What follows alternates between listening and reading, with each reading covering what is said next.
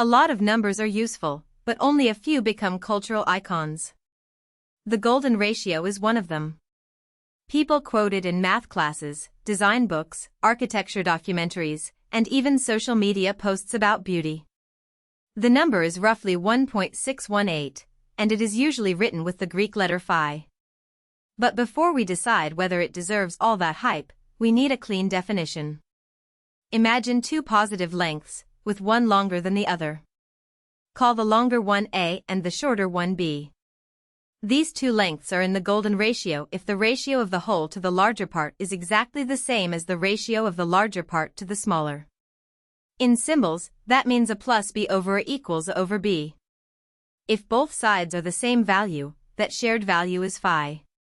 This definition is elegant because it compares a shape to itself at two scales. The whole segment relates to its large piece exactly the way the large piece relates to the small one. That kind of self-similarity is the core idea we will keep seeing. From that definition, the famous equation appears almost immediately. If A over B equals phi, then A is phi times B. Substitute that back into the ratio condition and simplify, and you get phi squared equals phi plus 1. That compact equation is one reason mathematicians love this constant.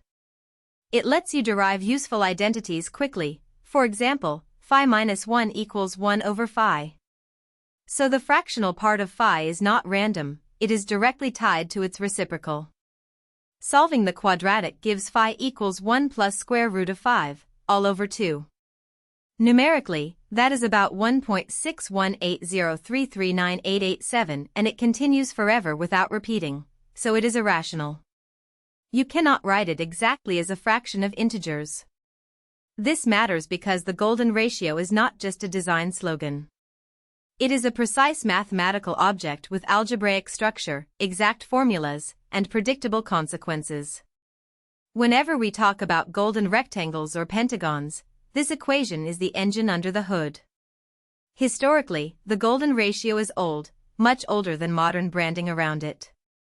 In ancient Greek mathematics, Euclid described this proportion as dividing a line in extreme and mean ratio. That phrase sounds distant, but the idea is exactly the same definition we just used. Centuries later, Renaissance writer Luca Pacioli promoted it with the label divine proportion, which added philosophical and artistic aura. Different names helped the same ratio travel through different eras, rigorous geometry in antiquity, symbolic harmony in Renaissance thought, and broad popular fascination in modern times. This history is useful because it explains why people often mix hard mathematics with aesthetic claims. The math part is objective and timeless. The beauty claims are more cultural and subjective. Keeping those layers separate prevents confusion. You can appreciate the historical romance while still demanding evidence for modern claims about psychology, architecture, or markets. The golden ratio has a legitimate mathematical pedigree even when some later interpretations become exaggerated. One of the most concrete geometric appearances of phi is in the regular pentagon. Draw a perfect pentagon and connect non-adjacent vertices to make diagonals.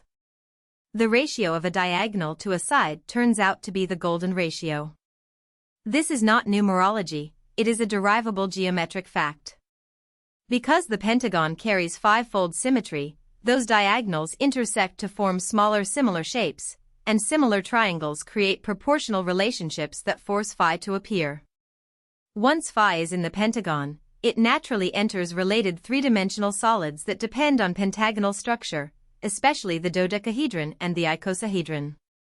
So when textbooks mention the golden ratio in polyhedra, they are pointing to real geometric inheritance, not coincidence.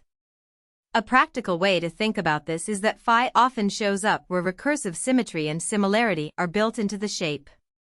If a structure reproduces scaled versions of itself through its internal lines, phi has a chance to emerge as the stable scaling factor.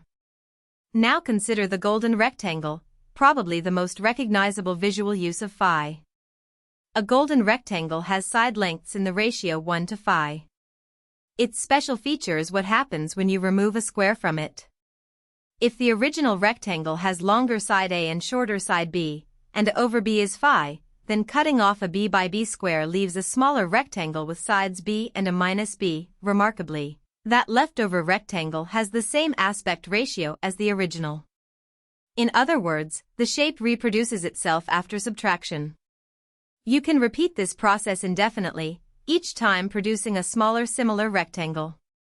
If you draw quarter circle arcs through the squares, you get the familiar spiral-like graphic often called the golden spiral approximation. The key word is approximation. Those arcs are circular pieces, not a single logarithmic spiral drawn from one exact formula. Still, the construction helps visualize recursive scaling, and that recursive behavior is what ties the rectangle back to the defining logic of phi. At this point, it is helpful to clear up a common confusion. Golden ratio and Fibonacci numbers are related, but they are not the same concept. Fibonacci numbers are a sequence where each term is the sum of the previous two. If you take ratios of consecutive Fibonacci terms, like 13 over 8, 21 over 13, 34 over 21, those ratios bounce around and then converge toward phi. Why does that happen? Because the recurrence relation of the sequence has growth behavior governed by the same quadratic equation structure we saw earlier. Phi acts like the dominant scaling factor over repeated steps. This is a powerful bridge between discrete math and continuous proportion. Integer sequences can point toward irrational constants through limiting behavior. But remember the direction of logic. Fibonacci does not create phi out of nowhere.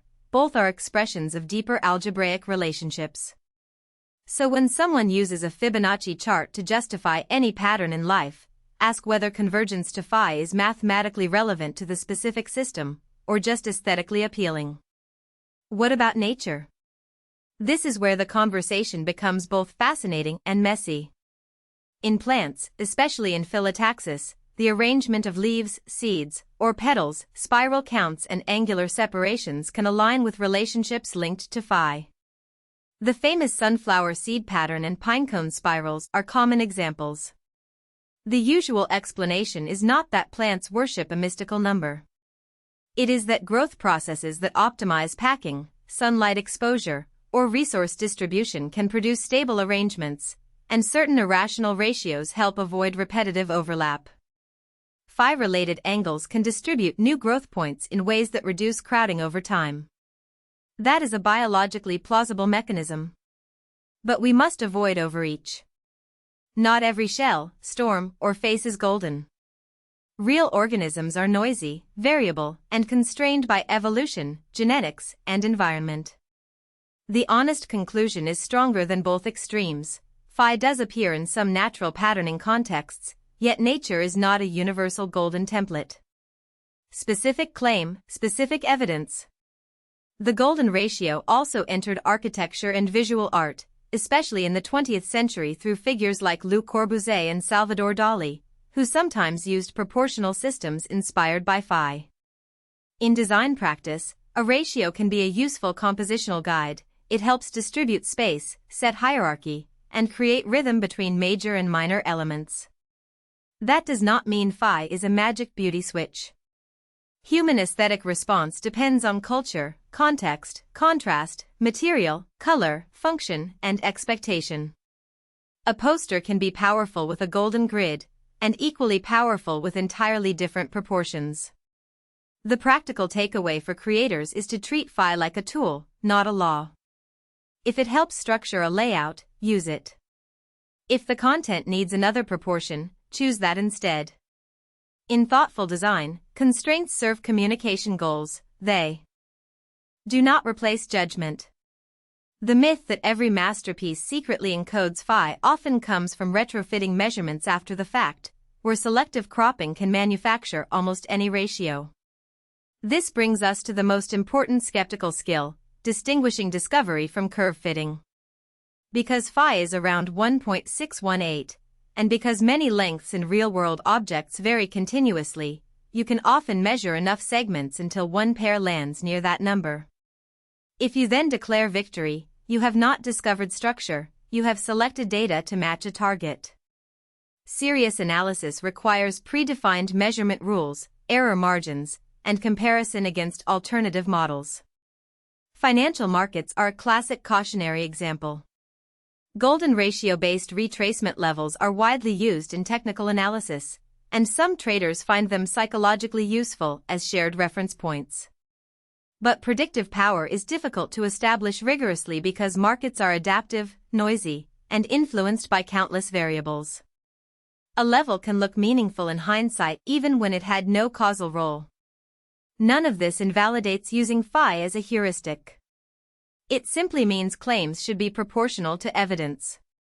Mathematical elegance alone does not guarantee explanatory truth in complex systems. So how should we think about the golden ratio overall? The balanced view is surprisingly satisfying.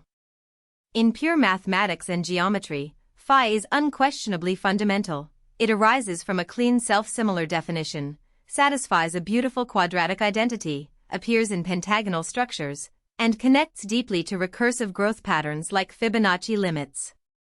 In applied contexts, nature, art, architecture, markets, phi is sometimes genuinely informative, sometimes merely convenient, and sometimes overstated. The difference depends on method, not mystique. If a claim is specific, testable, and robust under careful measurement, keep it. If it relies on vague visuals, selective framing, or post hoc storytelling, downgrade it. What makes phi truly compelling is not that it explains everything. It is that one simple proportional rule can generate rich consequences across algebra, geometry, and pattern formation. That is real intellectual beauty, a small idea with large reach, powerful enough to inspire wonder, but precise enough to survive scrutiny. If you found this helpful, please like this video and subscribe for more explainers.